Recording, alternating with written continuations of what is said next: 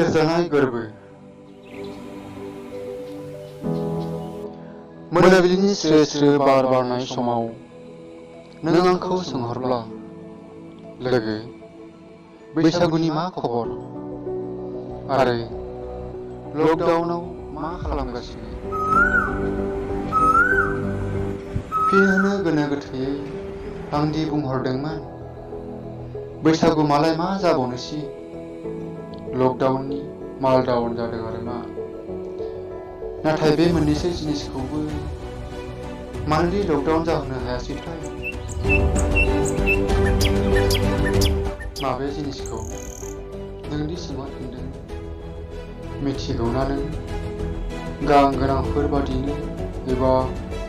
बिरखंफोर बादिनो मानोदि गोसोफ्रा थाथिर गैयै बिरग्लांबाय थायो बेखायसो खोमा लोगोफोरखौनो गोसोखांफासै सोर लोगोसै बिलाय गोसोखांजालायनाय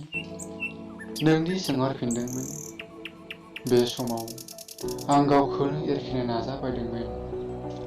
थारै दोनखोमाथारदों आं नोंनि गोजानाव जेराव लोगोफोर होननाया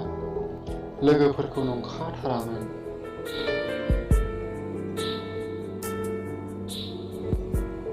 नों बुजियोना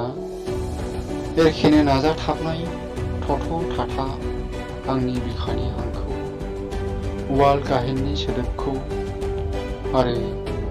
हरफोरा माबोरै बाबेनलाङो थारै निजोम हरफोरा बेसेदि बायगन नोंनिफ्राय गोजानाव दोनखोमानाय खोथाफोरखौ बेसेदि आंगो आंगो मोनखांफैयो आरो नों आरो आंनि खाथिरखौ लाखिनोनो साफेन सुफेन हरफोरा बेसेदि थौलाङो